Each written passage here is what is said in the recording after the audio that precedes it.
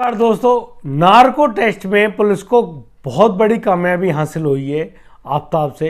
आफताब का कल narco test हुआ था। नार्को टेस्ट के दौरान आफताब ने अपनी श्रद्धा वाकर की हत्या की बात कबूल कर ली है और उसने कहा है कि उसी ने ही मारा है। जी हाँ दोस्तों, नार्को टेस्ट में पहले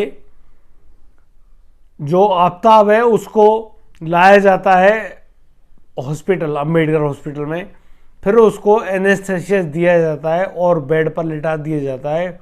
उसके बाद नार्को टेस्ट के मल्टी सेंसर्स उसकी बॉडी के अंदर लगाए जाते हैं। फिर करीब 8 लोगों की टीम, जो मनोवैज्ञानिक हैं, साइकोलॉजिस्ट हैं, को बैठाया जाता है, उसके इर्द गिर्द बैठ जाते हैं और फिर उससे दमादम सवाल पूछे जाते हैं।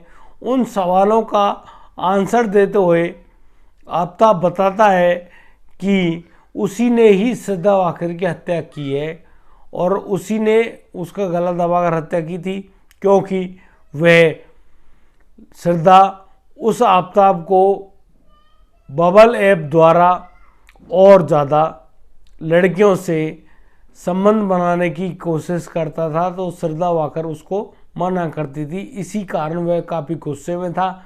एक दिन गुस्से में आकर उसने उसका गला दबाकर हत्या कर दी। शरीर को 35 टुकड़ों में बांटकर डीप फ्रीजर में रखकर और करीब 1 महीने तक ठिकाने लगाता रहा।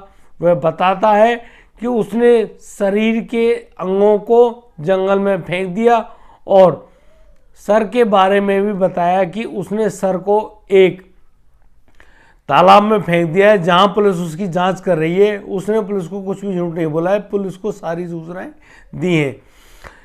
कुछ इस तरह से चलता है सवाल और जवाब का सिलसिला। दोस्तों, बताना चाहता हूं आपको कि जब सवाल करते हैं, मैं यहां पर सवाल और जवाब के बारे में बताऊंगा, क्योंकि सवाल करते हैं मनोवैज्ञानिक, साइकोलॉजिस्ट और जवाब देता है आफताब। तो पूछते हैं कि श्रद्धा की हत्या किसने की, तो जवाब आता है मैंने। फिर पूछते हैं कैसे की, उसने वो लड़का बोलता है कि गला दबाकर। हत्या के बाद क्या किया, तो आफताब कहता है कि सिगरेट पी। सबके टुकड़ों के लिए कितने हथियारों का इस्तेमाल किया गया, तो वो बताता है कि उसने कई हथियारों का इस्तेमाल किया।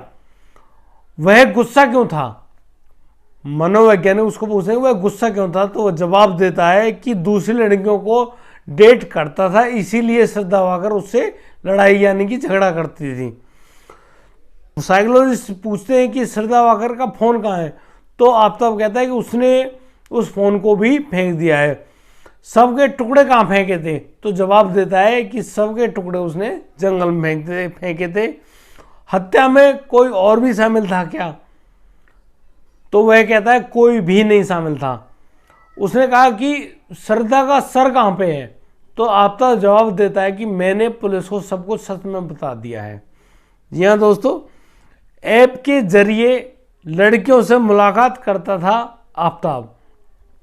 आफताब एक बबल ऐप से अन्य लड़कियों के साथ संपर्क में भी था। वह लगातार उनसे बात करता था, जिसको लेकर श्रद्धा वाकर उससे झगड़ा करती थी। श्रद्धा वाकर के झगड़े के कारण ही श्रद्धा वाकर की मृत्यु का मुख्य कारण घोषित हुआ है। आफताब के चेहरे पर नहीं थी कोई भी सिकन। जब नार्को टेस्ट हो रहा था तो आफताब के चेहरे पर कोई भी स्किन नहीं थी, यानी कि वह बिल्कुल भी घबराए हुए मूड में नहीं था और जवाबों को ऐसे दे दिया जा रहा था जैसे कि वह बिल्कुल कुछ भी नहीं करके, यानी कि कोई भी अपराध नहीं किया हो उसने। जी हाँ दोस्तों, जब नार्को टेस्ट हो रहा था तो आफताब के चेहरे पर कोई भी स्किन यानी घबराहट के निशान नहीं थे, जबकि उसको कुछ दिन पहले ही हिंदू सेना द्वारा जान से मारने का प्रयास किया गया।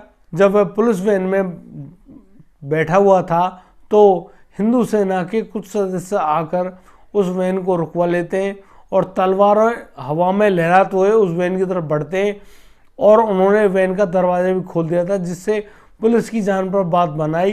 पुलिस ने पिस्टल से गोली चलाकर अपने आप को सुरक्षित किया। धन्यवाद दोस्तों।